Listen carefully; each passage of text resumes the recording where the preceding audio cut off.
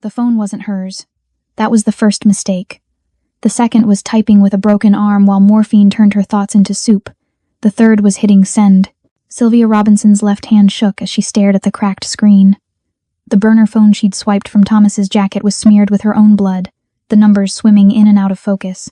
Her right arm hung useless in its fresh plaster cast, the weight of it pulling at her shattered bones with every shallow breath.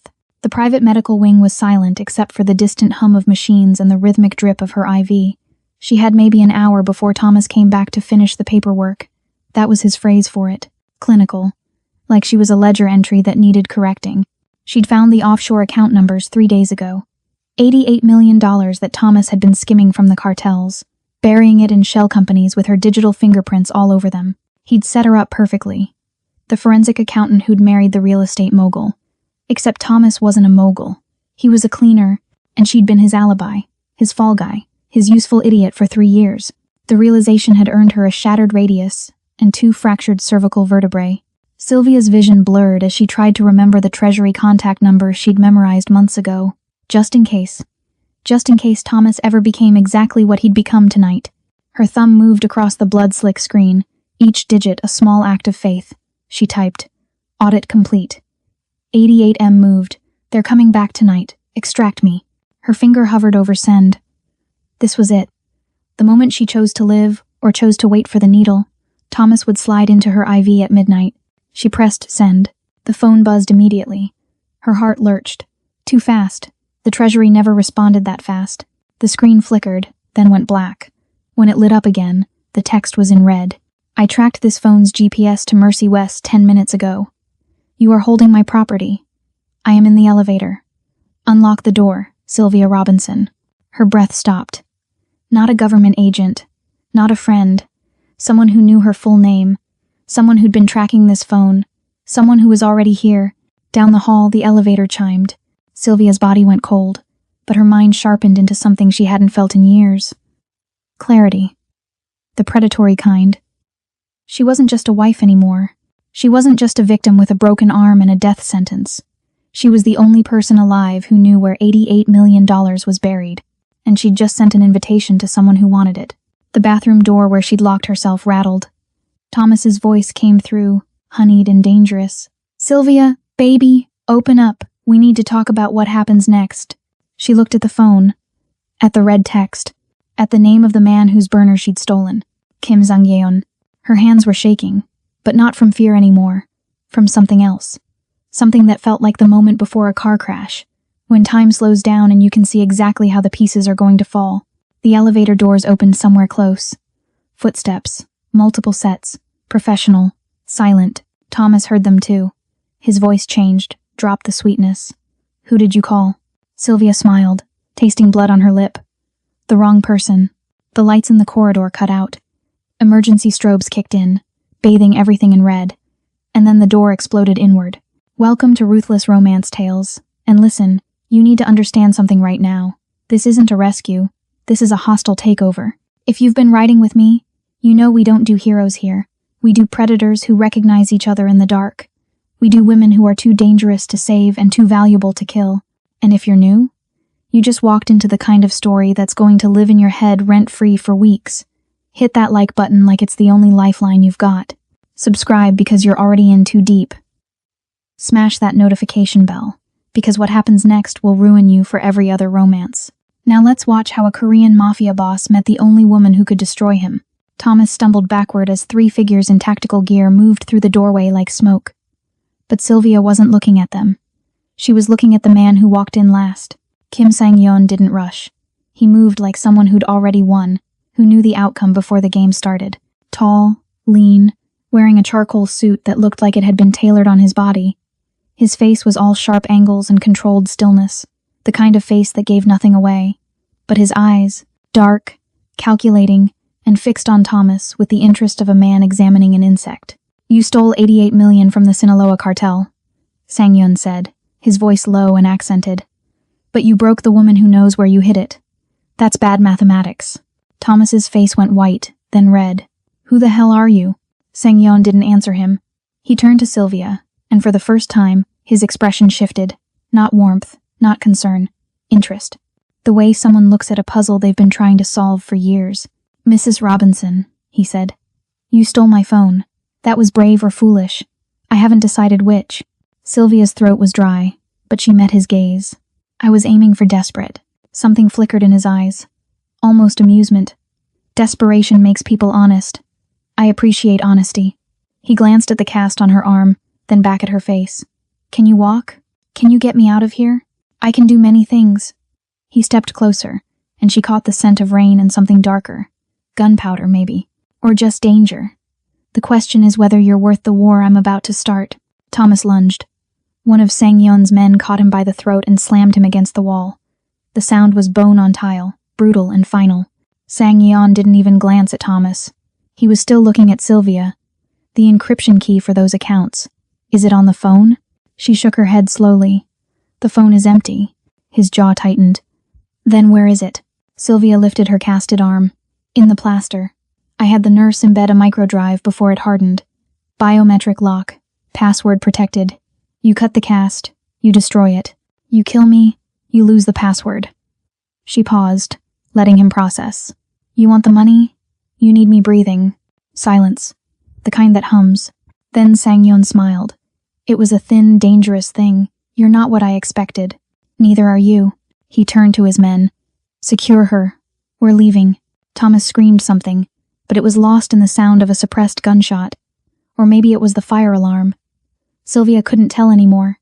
Everything was moving too fast and too slow at the same time. Sang-yeon held out his hand. She stared at it. This was the moment, the choice. Take his hand and step into a world that would swallow her whole, or stay here and die in a hospital room with her name already on someone's hit list. She took his hand. His grip was firm, steady, and as he pulled her to her feet, he leaned in close enough that she could feel his breath against her ear. "I didn't come for you, Sylvia Robinson. I came for the phone you stole. You just happened to be attached to the data I need." She should have been terrified. Instead, she felt something else, something that burned hotter than fear. "Then I guess we're both stuck with each other," she whispered back. He pulled away, and she saw it. Just for a second. The shift in his expression. He'd expected a victim. He'd found an equal. They walked out of that hospital room together, through the smoke and the sirens and the bodies of men who'd underestimated both of them. And as the night air hit her face, Sylvia realized something that should have scared her but didn't. She'd just traded one cage for another, but this time, she was holding the key. The armored vehicle smelled like leather and rain. Sylvia pressed her back against the seat, her casted arm cradled against her ribs, watching the city lights blur past the tinted windows. Two of Sang-yeon's men sat in front, silent as statues. He sat across from her, fingers steepled, studying her the way someone studies a contract before signing. "You're bleeding through your bandages," he said finally. Sylvia glanced down. He was right. Red was seeping through the gauze at her wrist. Thomas liked to be thorough. "Thomas is a dead man. He just doesn't know it yet." Sang-yeon leaned forward, elbows on his knees. "The cartels will find him before sunrise. When they do, they'll assume he moved the money. They'll spend weeks pulling him apart to find out where. By the time they realize he doesn't know, there won't be enough left of him to bury. And me? You." His eyes were black in the dim light. "You're the variable I didn't account for. 3 years ago, I tried to move money through a shell company in Chicago. Someone flagged the transactions. I lost $2 million in 6 months of groundwork. I tracked the audit back to a forensic accountant named Sylvia Robinson. I was impressed. Angry, but impressed." Sylvia's pulse quickened. "You were going to kill me. I was going to recruit you. But you married Thomas Herrera before I could make contact. I thought that was the end of it. A waste of talent." He tilted his head. "Then tonight, my phone sends me an emergency GPS alert. I track it to Mercy West Hospital, and I find you holding it, with $88 million in your broken arm. I didn't know it was your phone. No. But you knew enough to steal one from a man who was about to kill you. That's instinct, the kind you can't teach." He sat back. "Tell me about the drive." Sylvia's throat felt tight. She'd been running on adrenaline for hours, but now, in the quiet of the car, everything was catching up. The pain, the fear, the realization that she'd jumped from one predator's grip into another's. It's a 2-terabyte solid-state drive, encrypted with military-grade software. It contains every transaction Thomas made for the cartels over the last 5 years. Wire transfers, cryptocurrency wallets, Property deeds, shell company registrations, everything. And the 88 million? Spread across 14 accounts, different banks, different countries. He was going to let the cartels kill me, then use my death to cover his tracks. Pin it all on the dead wife who had access to everything. Sang Yeon's expression didn't change, but something shifted in his posture. A coiling. Like a snake, deciding whether to strike. You built this trap for him. I found out what he was doing 2 weeks ago. I knew he'd kill me the moment he realized I knew. So I moved the evidence somewhere he couldn't reach it. Somewhere he couldn't destroy without destroying me. Smart. Desperate but smart. He pulled out a slim phone, typed something, then looked back at her. Here's the situation, Mrs. Robinson. Thomas stole from the cartels. The cartels will want their money back. When they can't find it, they'll come looking for anyone connected to him. That includes you. I know. Do you? He leaned forward again, and this time there was no warmth in his voice. They'll assume you helped him. They'll take you somewhere quiet and spend days making you scream. And when you finally break, when you give them everything, they'll kill you anyway. Just to make a point. Sylvia met his eyes. Then I guess it's good I'm not planning on letting them find me. They will find you. Unless you disappear completely. New name, new face, new continent. Is that what you want? She thought about it. Running, hiding, spending the rest of her life looking over her shoulder, waiting for the knife or the bullet or the needle. Her whole life, she'd been careful. She'd played by the rules. She'd married a man who seemed safe, who seemed legitimate, who promised her stability, and it had nearly killed her. No, she said quietly. I'm done running. Sang Yeon's eyes narrowed. Then what do you want? I want them dead. The cartels. Thomas. Everyone who thought I was just collateral damage. Her voice was steady now. Cold. I want to burn it all down. Silence filled the car, the kind that presses against your eardrums. Then Sang Yeon smiled. It was the most terrifying thing she'd seen all night. Then let's discuss terms. The building rose out of the Chicago skyline like a blade. 40 stories of glass and steel, the kind of structure that didn't just exist in a city, it dominated it. Sylvia stepped out of the vehicle into underground parking that smelled of concrete and oil. Everything echoed down here. Footsteps, breathing, the click of the elevator doors opening. Sang Yeon guided her inside with a hand that didn't quite touch her back. Professional distance. She noticed things about him now that the adrenaline was fading. The way he moved with absolute economy. No wasted motion. The silver ring on his right hand, engraved with characters she couldn't read. The small scar above his left eyebrow, white against his skin. Where are we? She asked as the elevator climbed. Somewhere Thomas never knew existed. I own this building through a trust registered in Singapore. On paper, it belongs to a pharmaceutical company that doesn't do business in the United States. The elevator opened directly into a space that made Sylvia's breath catch. Floor-to-ceiling windows wrapped around 3 sides, showcasing the city sprawled below like a circuit board. The interior was all clean lines and dark wood, low furniture and art that probably belonged in museums. But it wasn't the wealth that struck her. It was the control. Every piece of furniture placed with intention. Every surface clear. Nothing accidental. Nothing left to chance. A woman appeared from a doorway, older, Korean, carrying a medical bag. She spoke rapidly in Korean. Sang Yeon answered in the same language, then switched to English. Dr. Yoon will examine your injuries. She's discreet. I'm fine. You're bleeding and concussed. Sit down. It wasn't a request. Sylvia lowered herself onto a chair near the window, and Dr. Yoon began unwrapping the gauze at her wrist. The older woman's touch was gentle but efficient, her face betraying nothing as she examined the defensive wounds, the bruising that flowered up Sylvia's forearm in shades of purple and green. Sang Yeon stood by the window, phone pressed to his ear, speaking Korean again. Sylvia caught fragments. Names. Numbers. The word that sounded like containment. He was already moving pieces on a board she couldn't see. Dr. Yoon finished rebandaging her arm and checked her pupils, her neck, the tender spot where Thomas had slammed her head against the bathroom sink. When she was done, she said something to Sang Yeon and left as quietly as she'd come. You have a grade 2 concussion, Sang Yeon said, pocketing his phone. The fractures in your arm are clean but will take 8 weeks to heal fully. Your neck is stable but needs to be monitored. He moved to a cabinet, poured 2 glasses of something amber. You should be in a hospital. Hospitals have records. Records have names. Smart. He handed her a glass. Drink. It'll help with the pain. Sylvia took it, sniffed. Whiskey. The expensive kind that burned smooth. She drank, and warmth spread through her chest. You said terms. Sang-yeon sat across from her, the city glittering behind him like a crown. I need access to that drive. I need the account numbers, the routing information, the passwords, everything Thomas stole. And in exchange, protection, resources, a way to make the people hunting you disappear. He swirled his glass. But understand this, Mrs. Robinson. The moment you give me that information, you become an asset. Assets are protected only as long as they remain valuable. You're saying if I give you what you want, you'll throw me away when you're done. I'm saying the world we're in doesn't make promises. It makes transactions. His eyes held hers.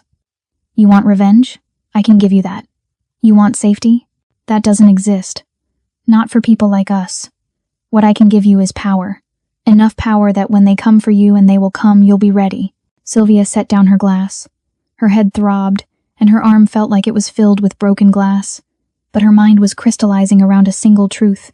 She'd spent 3 years being careful, being small, trying to fit into Thomas's world without making waves, and it had nearly destroyed her. I don't want protection, she said. I want partnership. Sang-yeon's expression shifted. Surprise, maybe, or respect. Partnership implies equal standing. I have $88 million of cartel money embedded in my arm. I have 5 years of evidence that could dismantle a dozen criminal organizations. I have the audit trail that proves Thomas was skimming, and I know how to make money disappear so completely that even you couldn't find it. She leaned forward, ignoring the pain. You need me as much as I need you, so let's stop pretending this is a rescue. This is a merger. Silence stretched between them like a wire pulled taut. Then Sang-yeon laughed. It was low, genuine, the first real sound she'd heard from him. Thomas really had no idea who he married, did he? No, he didn't. All right, Mrs. Robinson. Partnership. He raised his glass. 50-50 split on the cartel money. Full access to my network. And when this is over, you walk away clean. Those are my terms. Sylvia raised her glass to meet his. Agreed, on one condition, which is, I'm the one who kills Thomas. Their glasses clinked in the silence. The sound echoed like a gunshot. Sylvia woke to sunlight cutting across unfamiliar walls. For 3 seconds, she forgot where she was. Then the pain in her arm reminded her. Everything reminded her. She was in a bedroom that felt more like a luxury hotel than someone's home. White linens, blackout curtains now pulled back. A view of Lake Michigan stretching to the horizon. Her clothes from last night were gone, replaced by soft cotton pajamas folded on a chair. Someone had undressed her while she slept. The thought should have violated her, but exhaustion had pulled her under too deep for fear.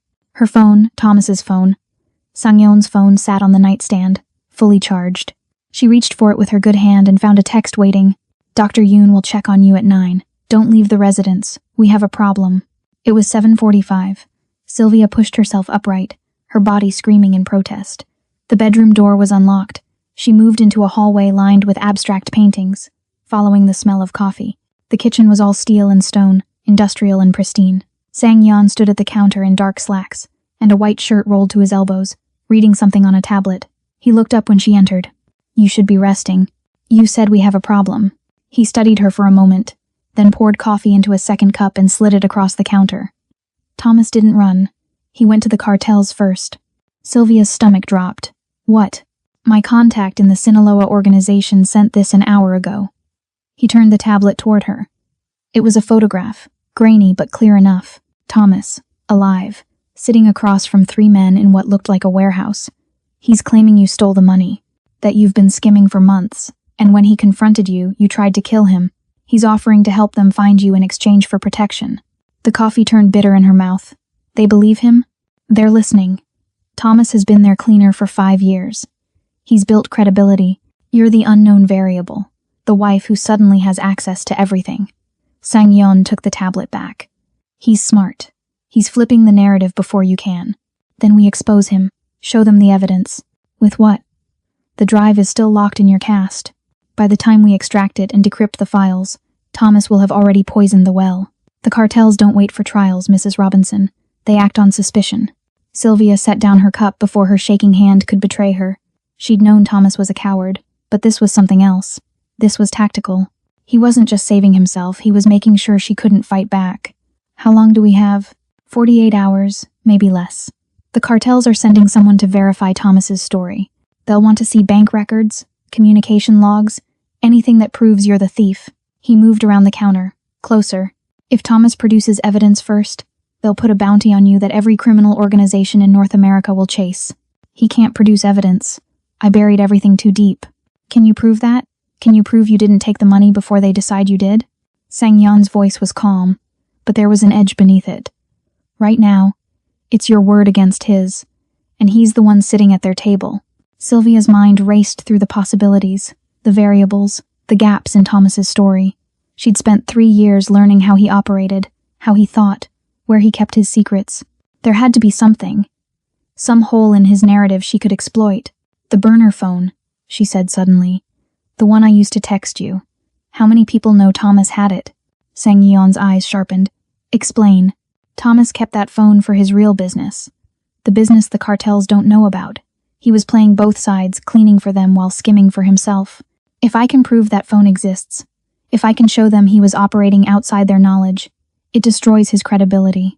The phone is wiped. I checked it last night. No call logs, no message history. He's careful. He's careful with the obvious things. But phones leave traces even after they're wiped. Cell tower pings, metadata, carrier records. Sylvia felt the familiar rhythm of an audit clicking into place in her mind. If we can pull his location data from the carrier, we can prove he was places the cartels never sent him, meeting people they never authorized, moving money through channels they never approved. Sang-yeon was quiet for a long moment, his expression unreadable. Then he reached for his own phone. I have someone who can access carrier databases. It'll take time. How much time? 24 hours, if we're lucky. And if we're not? He met her eyes. Then Thomas wins, and you become the most wanted woman in Chicago. The words settled between them like stones. Sylvia looked out at the lake, at the city waking up beyond the glass. Somewhere out there, Thomas was building a case against her. Somewhere out there, the cartels were deciding whether she deserved to die. And somewhere in this apartment, she was standing next to a man who could either save her or sell her, depending on which option served him better. There's something else, she said quietly. Something I didn't tell you last night. Sang-yeon waited. The 88 million isn't the only thing on that drive. There's a file, a list of every offshore account Thomas used, every shell company, every fake identity. But there's also a list of his clients.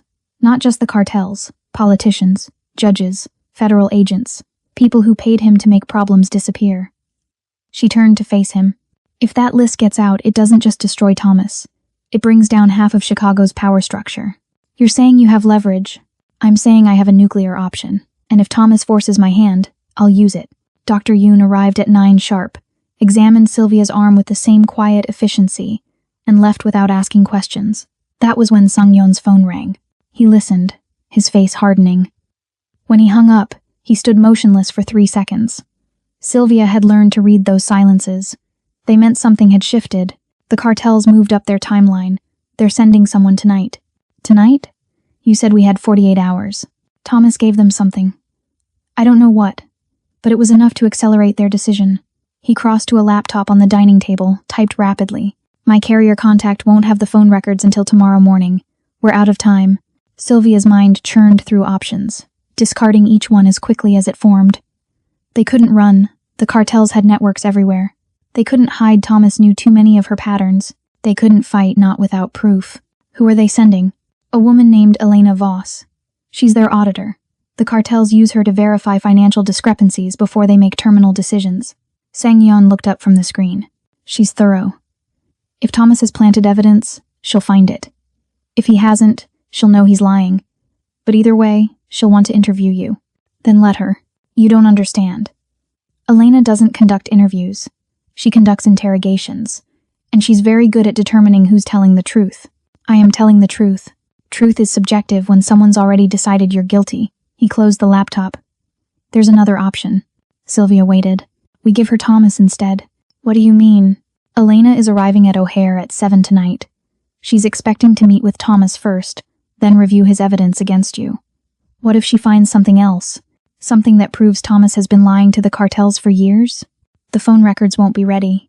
No, but you said there's a list on that drive. Names, accounts, transactions. What if we give Elena access to part of that list? Just enough to show that Thomas has been playing both sides. Sylvia's pulse quickened. We'd have to extract the drive from my cast. Yes, that means cutting it open. You said that could destroy the drive. It could. Or it could give us exactly what we need to survive the next 12 hours. Sang-yeon moved closer, his voice dropping. This is the choice, Mrs. Robinson. We take the risk now, or we wait for Elena to take us both apart. What's it going to be? Sylvia looked at her casted arm. 8 weeks to heal, Dr. Yoon had said. 8 weeks of carrying evidence that could either save her life or end it. She thought about Thomas, sitting in that warehouse, spinning lies with the confidence of someone who'd never been caught. She thought about the cartels, about Elena Voss and her interrogations, about the 48 hours that had just collapsed into 12. Do it, she said. Cut it open. An hour later, Sylvia sat in Sang-yeon's study while Dr. Yoon prepared a sterile field on the desk. The older woman had returned with a medical kit and a portable X-ray machine, asking no questions when Sang-yeon explained what they needed. The X-ray image appeared on a screen, the bones of Sylvia's forearm, the metal pins, and there a small rectangular shadow embedded in the plaster near her wrist. It's close to the surface, doctor, Yoon said in accented English. I can remove a section of the cast without damaging the internal structure, but you'll need a new cast immediately after, and the arm must stay immobilized. How long will it take? Sang-yeon asked. 20 minutes to remove the section, 5 minutes to extract the device, another 30 to recast. Sylvia's throat was dry. Will it hurt? Dr. Yoon met her eyes with something that might have been sympathy. Yes. They gave her a leather strap to bite down on. Dr. Yoon worked with the oscillating saw, the high-pitched whine filling the room as she carved a precise window in the plaster. Sylvia tasted blood where her teeth cut into the leather, felt sweat soak through her shirt. Sang-yeon stood beside her, not touching, but close enough that she could focus on his presence instead of the pain. When Dr. Yoon finally lifted away a section of plaster, Sylvia saw it. A micro-drive no bigger than her thumbnail, sealed in a small waterproof case, nestled against the fiberglass like a secret the cast had been keeping. Dr. Yoon extracted it with tweezers, placed it in Sang-yeon's palm. He held it up to the light. This is what $88 million looks like. That's what survival looks like, Sylvia corrected, her voice hoarse. Dr. Yoon began preparing the recasting material. Sang-yeon moved to his laptop, inserted the drive into a reader. The screen filled with folders, hundreds of them. Years of Thomas's work, compressed into ones and zeros. How long to decrypt? Sylvia asked. The biometric lock requires your thumbprint. The password? Sylvia recited a 16-digit alphanumeric code she'd memorized and never written down. Sang-yeon entered it. The folders unlocked. He opened the first file. Bank statements appeared, transaction logs, wire transfer confirmations. Then he opened the second file, the one Sylvia had labeled insurance. Names scrolled down the screen. Dates, dollar amounts, services rendered. Sang-yeon went very still. 3 federal judges, he said quietly. 2 state senators, a deputy police commissioner, and someone in the FBI's financial crimes division. He looked at Sylvia. Thomas wasn't just cleaning money, he was buying protection. Now you see why he's so confident. Half the people who could investigate him are on his payroll. And if Elena sees this list, she'll know Thomas has been operating an entirely separate enterprise, one the cartels never authorized and never benefited from. It proves he's been skimming more than just money, he's been skimming power. Sang-yeon's expression was unreadable, but Sylvia saw it. The calculation, the reassessment. She wasn't just an asset anymore. She was holding a weapon that could reshape Chicago's entire criminal infrastructure. We need to be very careful how we use this, he said. No. Sylvia's voice was steady despite the pain radiating through her arm. We need to be very brutal how we use this. Elena arrives in 6 hours. By the time she lands, I want her to know exactly who Thomas Herrera really is. Elena Voss arrived at midnight, not 7. That was the first sign something had changed.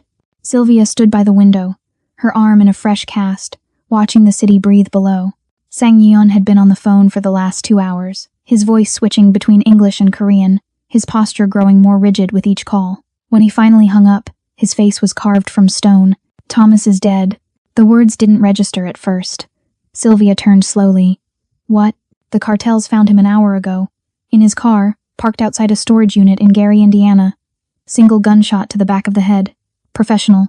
Sylvia's legs felt weak. She sat down on the arm of the sofa, her good hand gripping the fabric. The cartels killed him. No. Sang-yeon crossed to the bar, poured whiskey into 2 glasses. The cartels didn't order it. Elena didn't order it, which means someone else wanted Thomas dead before Elena could question him. Who? That's what Elena wants to know.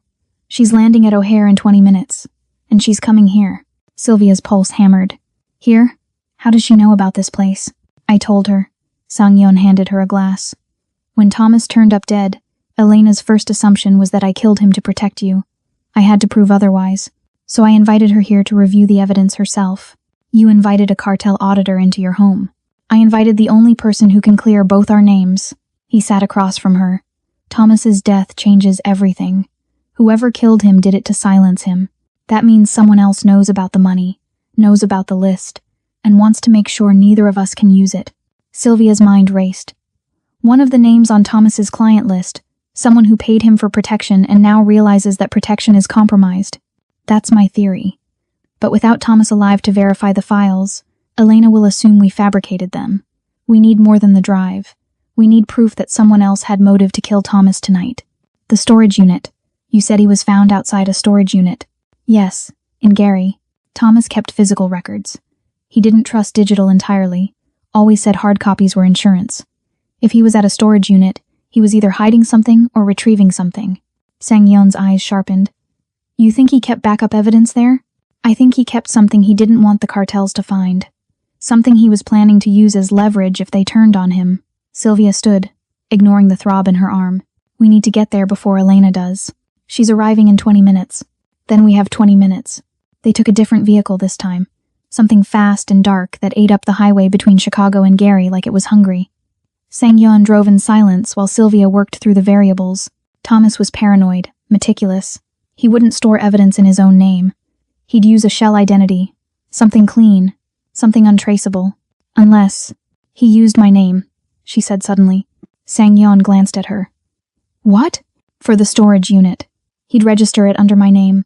That way if anyone found it, the evidence would point to me, not him. It's what he did with the offshore accounts, the shell companies. Everything was in my name. Do you know which facility? No. But there are only 3 storage places in Gary that rent climate-controlled units.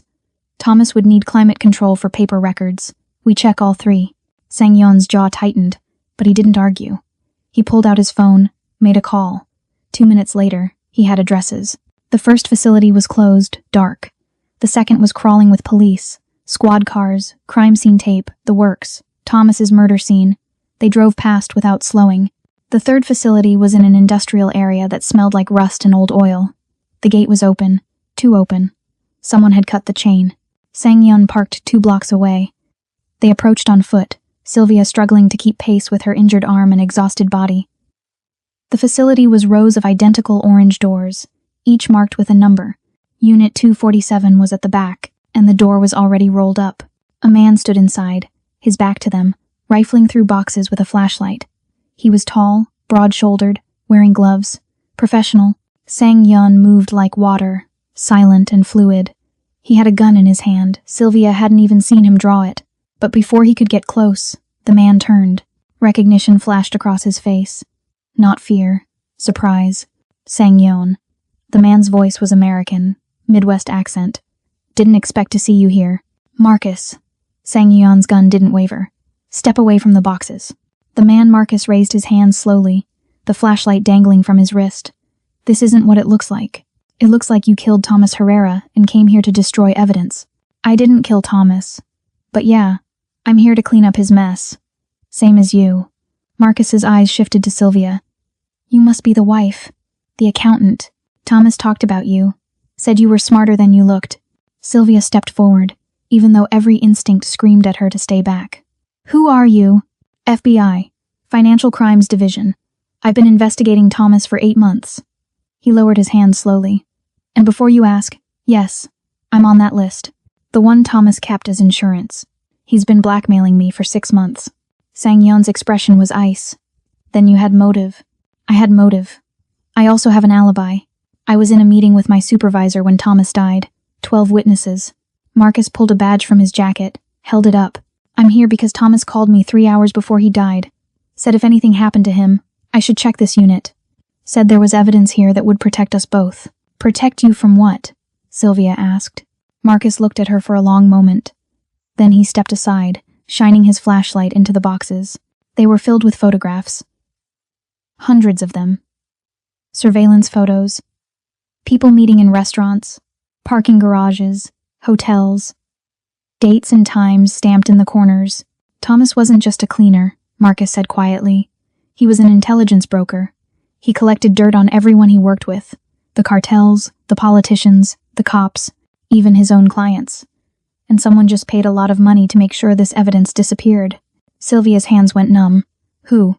That's what I'm trying to figure out. But whoever it is, they're cleaning house. Thomas was just the first domino. Marcus looked at Sang-yeon. How long until Elena gets here? She's probably already at my building.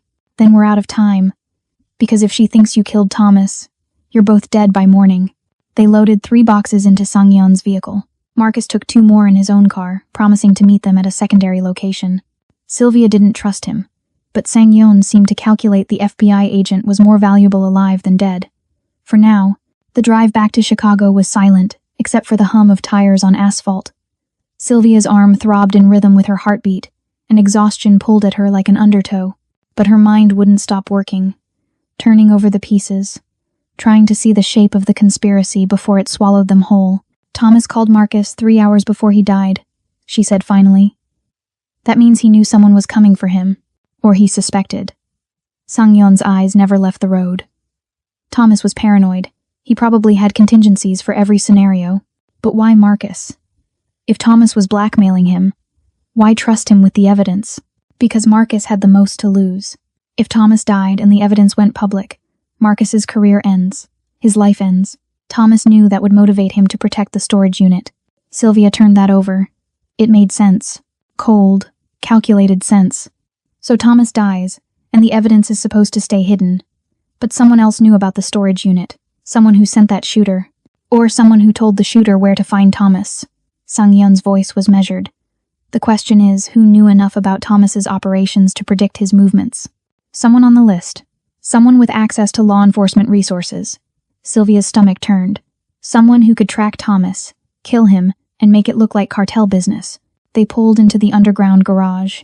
The elevator ride up felt like descending into deep water, pressure building in Sylvia's chest. When the doors opened into Sang-yeon's residence, a woman was waiting. Elena Voss was not what Sylvia expected. She was small, almost delicate, with silver hair pulled into a neat bun and glasses perched on a fine nose. She wore a cream suit and held a leather portfolio. She looked like someone's elegant grandmother, not a cartel enforcer. But her eyes were winter cold. Mr. Kim, Mrs. Robinson. Her voice was accented, European. We have much to discuss. Sang-yeon set the boxes on the dining table. Thomas Herrera is dead. We didn't kill him, and we have evidence that proves who did. Elena's expression didn't change. She opened her portfolio, removed a photograph, and placed it on the table. It was Thomas's body, slumped in his car, the bullet wound visible. This was taken 2 hours ago. The weapon used was a Glock 19 9mm, suppressed. The shooter left no casings, no prints, no witnesses. Very professional. We know, Sylvia said. We were at the storage unit. Elena's eyes cut to her. Storage unit? The one Thomas rented in Gary. Under my name. The one filled with surveillance photographs and blackmail material spanning 5 years. Sylvia moved to the boxes, pulled out a stack of photos. Thomas wasn't just cleaning money for the cartels. He was collecting intelligence on everyone he worked with, and someone wanted that intelligence destroyed. Elena studied the photographs, her face unreadable. She picked up one image. A federal judge accepting an envelope from Thomas in an underground parking structure. Another, a state senator leaving what was clearly a brothel. A third, a police deputy commissioner meeting with known cartel enforcers. This is comprehensive, Elena said quietly. But it doesn't prove who killed Thomas. No. But it proves why someone wanted him dead. Sang-yeon pulled out his laptop, opened the drive files. Mrs. Robinson recovered these from Thomas's private records. They contain financial transactions, communications, and client lists. Cross-reference the names in these files with the people in those photographs. Elena leaned over the screen. Her fingers moved across the trackpad, opening folders, scanning documents. Minutes passed. The silence was absolute.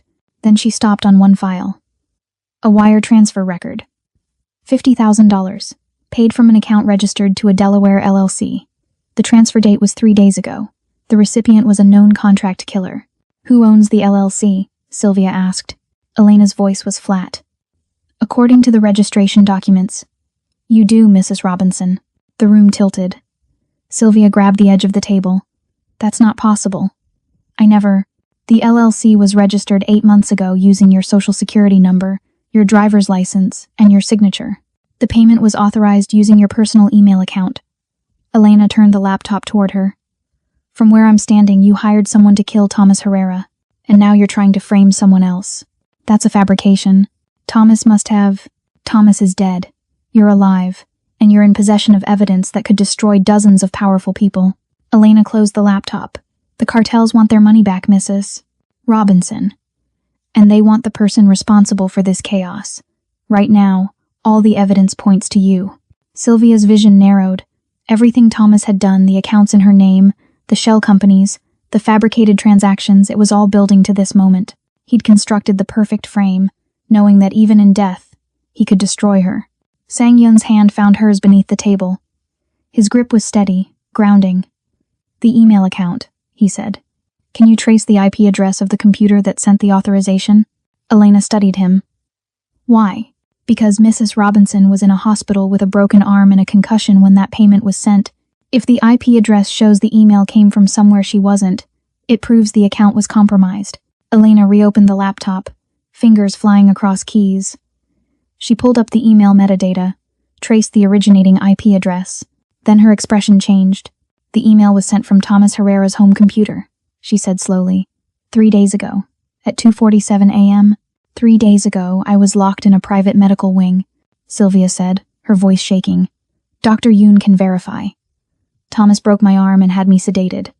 There's no way I sent that email. Elena was quiet for a long moment. Then she pulled out her phone, made a call, spoke rapidly in Spanish. When she hung up, her face was still unreadable, but something had shifted. The cartels will want verification, she said. Medical records, witness statements, surveillance footage if it exists. But if what you're saying is true, then Thomas Herrera tried to frame you for his own murder before he died. Which means he knew someone was coming for him, Sang Yeon said.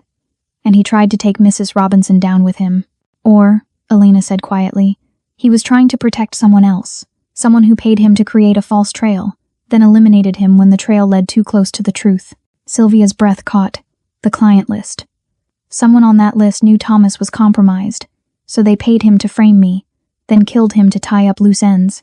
A client who has the resources to hire a professional killer, access law enforcement databases, and fabricate digital evidence. Elena's eyes moved between them. Someone with more to lose than anyone else on that list.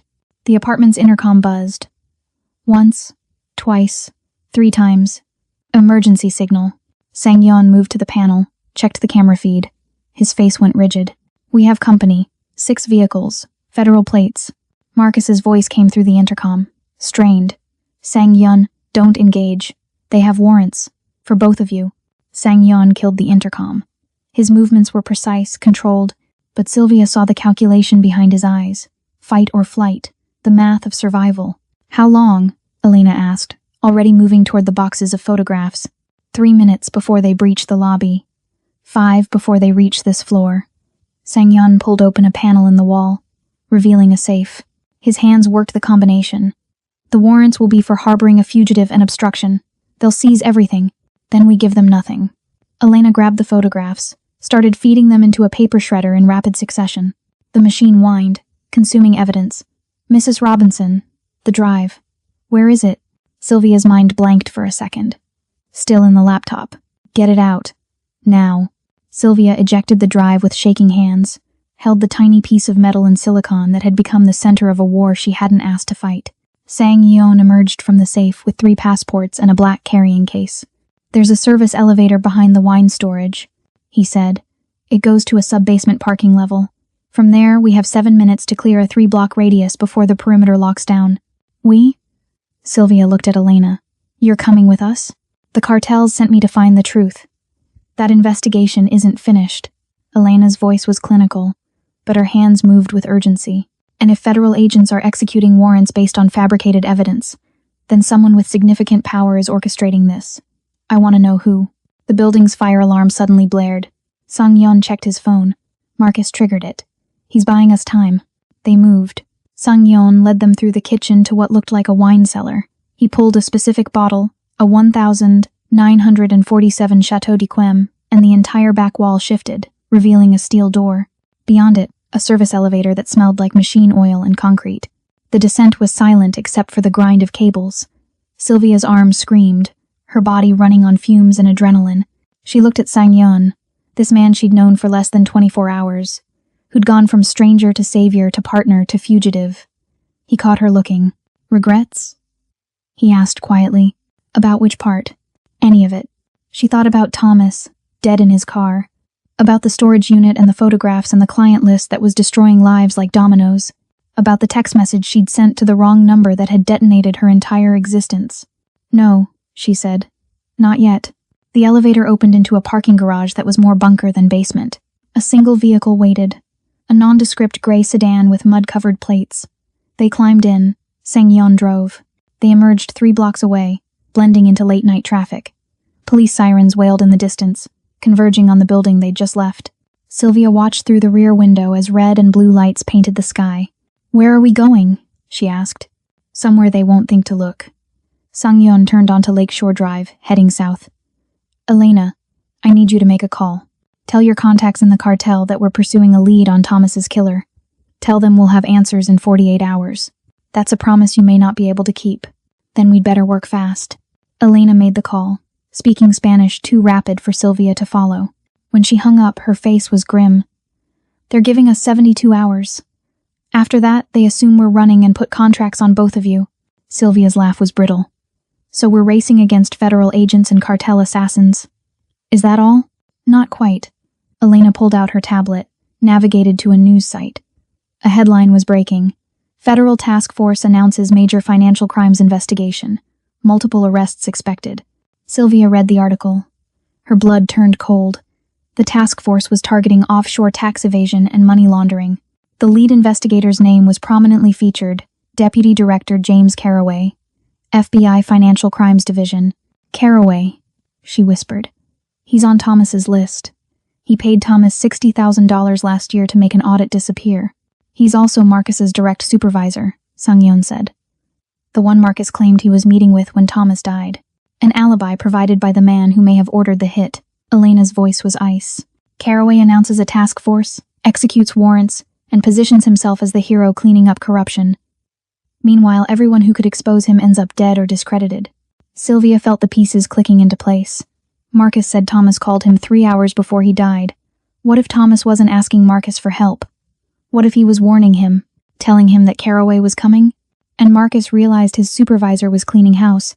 Sang-yeon finished, which is why Marcus triggered the fire alarm. He's trying to keep us alive long enough to prove Carraway ordered the hit. Or he's working with Carraway and leading us into a trap. Elena's skepticism was sharp. We can't trust anyone whose name appears in Thomas's files.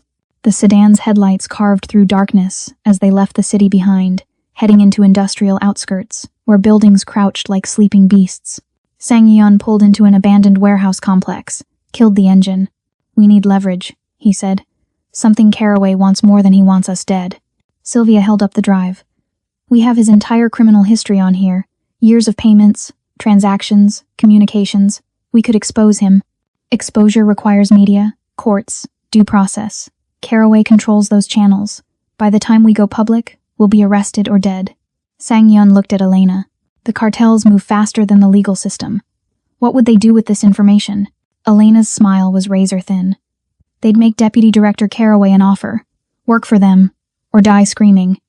The cartels appreciate talented people, even corrupt ones. Especially corrupt ones. You're saying we flip him, Sylvia said. Force him to work for the cartels instead of investigating them. I'm saying we give the cartels a gift. A highly placed FBI official who's already proven he can be bought. In exchange, they clear your names and forget about the 88 million. And Carraway? Carraway spends the rest of his life doing exactly what he's been doing, just with different masters. It's more mercy than he deserves. Sylvia looked at the drive in her hand. This tiny piece of technology had killed Thomas, destroyed her life, and turned her into a fugitive. Now it was going to enslave a man who'd tried to destroy them both. There's one problem, she said slowly. Carraway doesn't know we have this evidence. He thinks it was destroyed in the storage unit, If we contact him now, he'll know we survived and come harder. So we don't contact him." Sang-yeon's voice was dark. "We let the cartels make the first move. Elena arranges a meeting. Caraway thinks he's being summoned to discuss the task force investigation. Instead, he walks into a room with proof of every crime he's committed. And us," Elena added. "He needs to see that you're both alive, both willing to testify, both protected by cartel interests. That's when he understands he has no choice." Sylvia's hands trembled. "When?" "Tomorrow night. I'll arrange it." Elena's eyes were cold fire. "But understand this. Once we do this, there's no going back. You'll both be in the cartel's debt. They'll own pieces of you forever." Sang-yeon looked at Sylvia. In his eyes, she saw the question. The choice. Walk away now, or step deeper into a world that would mark them both permanently. She thought about Thomas's face when he'd broken her arm, about the hospital room where she'd been left to die, about every moment she'd been powerless, voiceless, small. "Set up the meeting," Sylvia said. They spent the day in the warehouse, surviving on vending machine coffee and convenience store food that Sang-yeon's driver brought in careful intervals. Elena worked her phone constantly, speaking in languages Sylvia couldn't follow, arranging pieces on a board only she could see.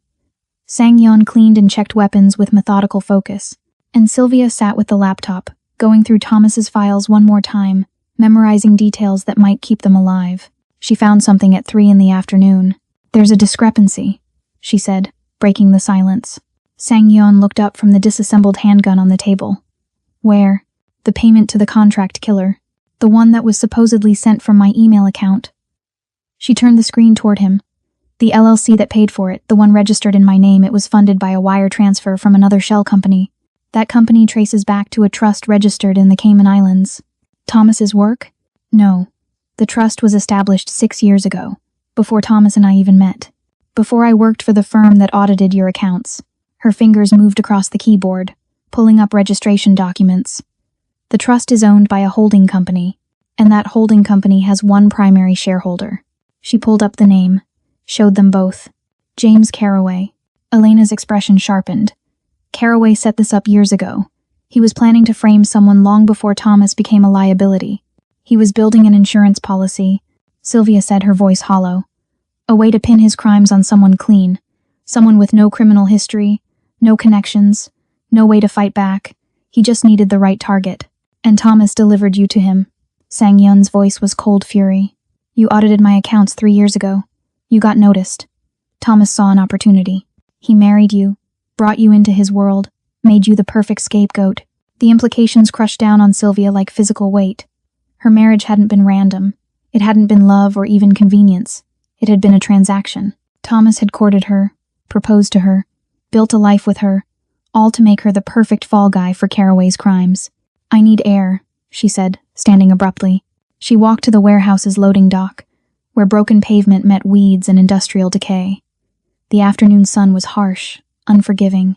She thought about every moment of her marriage, replaying scenes, looking for the truth beneath Thomas's performance.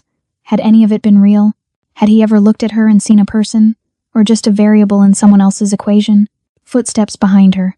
Sang-yeon's presence, careful and close. "You're thinking about what was real," he said quietly. "How did you know?" "Because I've been used before. I know what it feels like to realize someone saw you as a tool instead of a human being." He stood beside her, not touching, but there. "My father recruited me into the Sang-yeon when I was 16. He said it was family legacy, tradition, honor. I believed him. I killed for him. I built his empire. And when he died, I found out he'd sold me to his rivals as part of a peace agreement.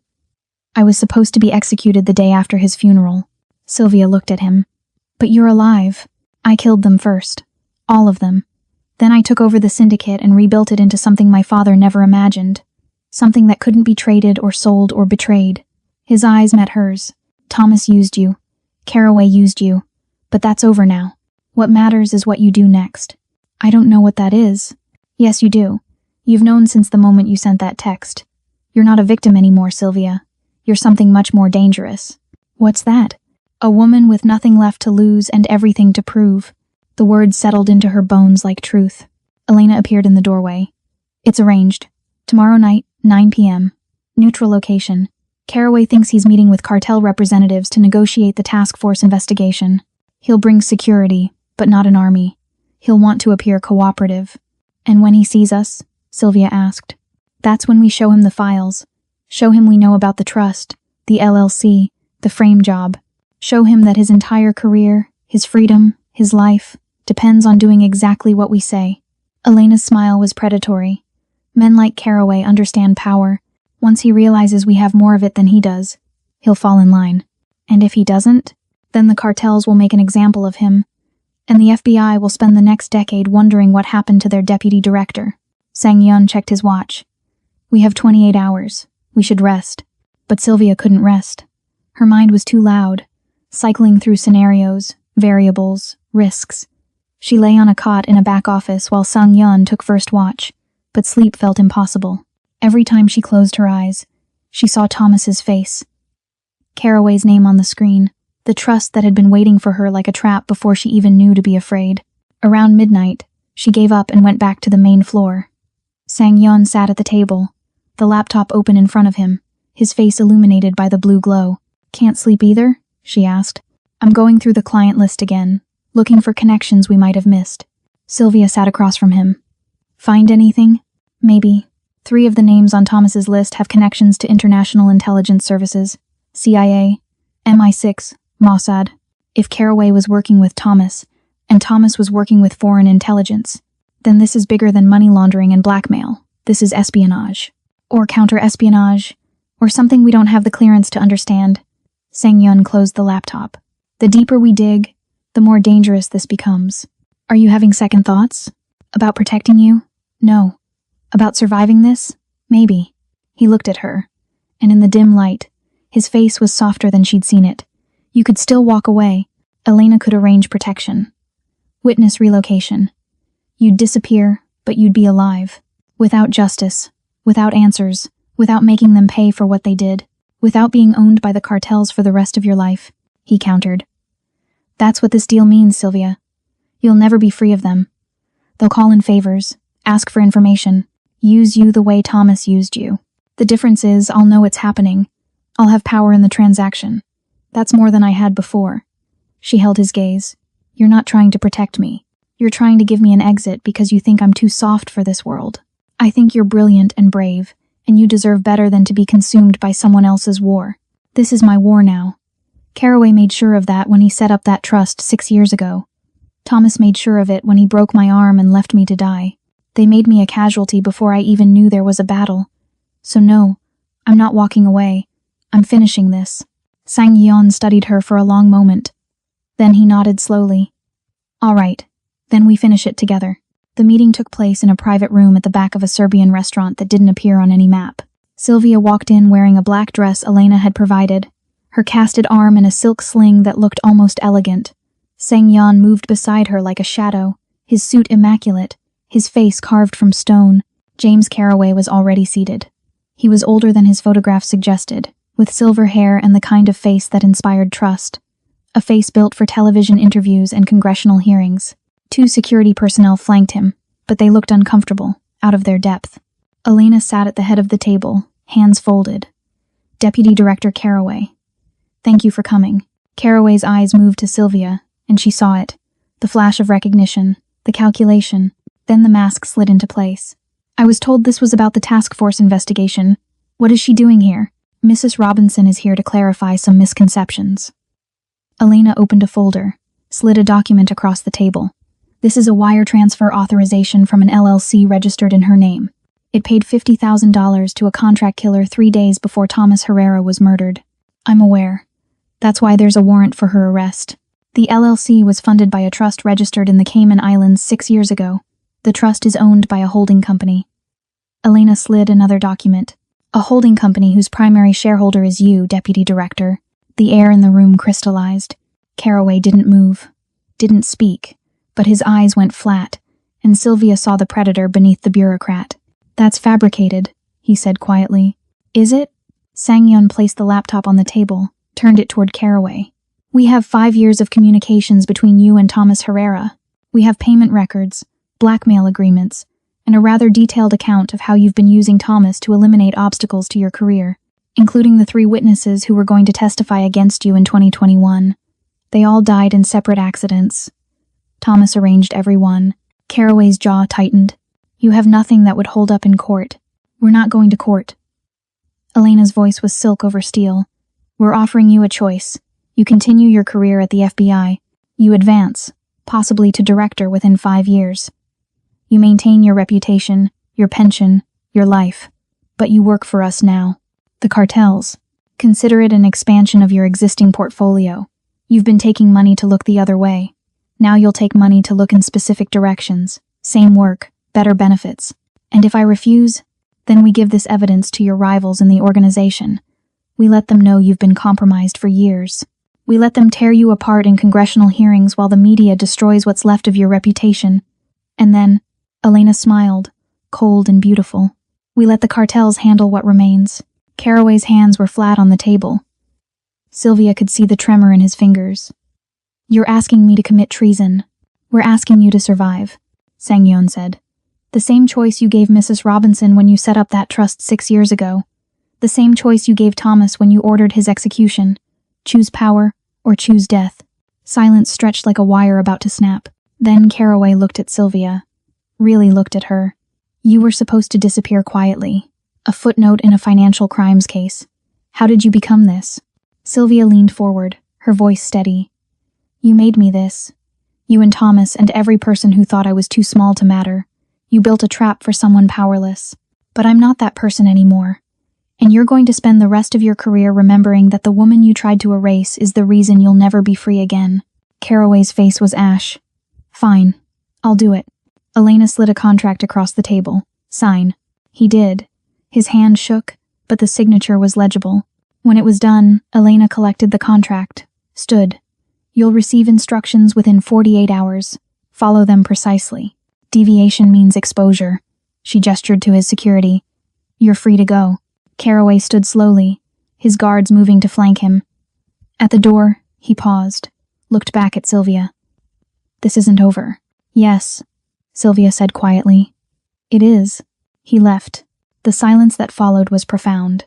Then Elena gathered her materials. The cartels are satisfied. Your names are cleared.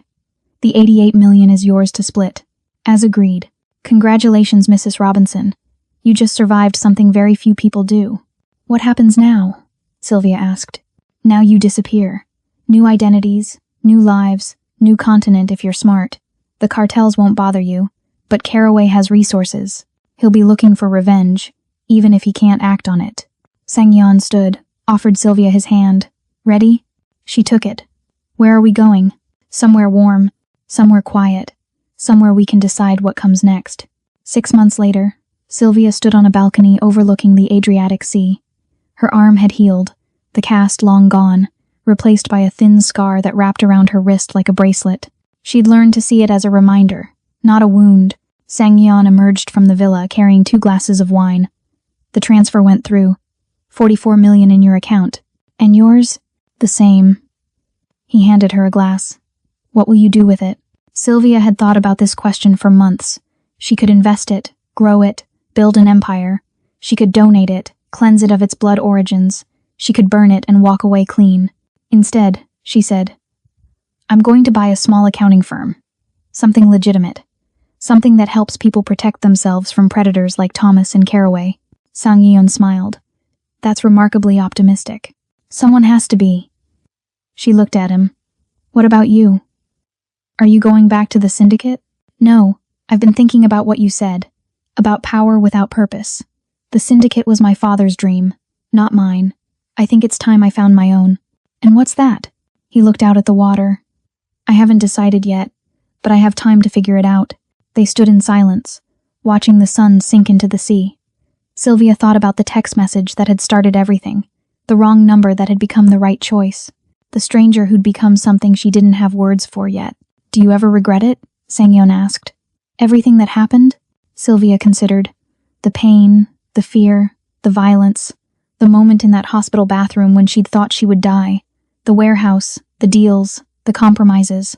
All of it had carved pieces away from who she used to be, but it had also built something new, something stronger. No, she said finally. I don't regret becoming someone who couldn't be erased. He raised his glass. To survival, then. To transformation, she corrected. Their glasses met, the sound clear and bright in the evening air. Power isn't given. It's taken by those brave enough to reach for it in the moment everyone else looks away. And there it is. Fam, the story of how a wrong number became the right revolution. If this story grabbed you by the throat and didn't let go, if it made you feel something real, do me a favor. Hit that like button so hard it breaks. Subscribe because you know you want more of these dark, twisted, beautiful tales, and drop a comment telling me which moment shook you the most. Your girl works hard to bring you these stories, and your support means everything. Until next time, remember, never let anyone make you small. Stay ruthless, stay powerful, and I'll see you in the next story.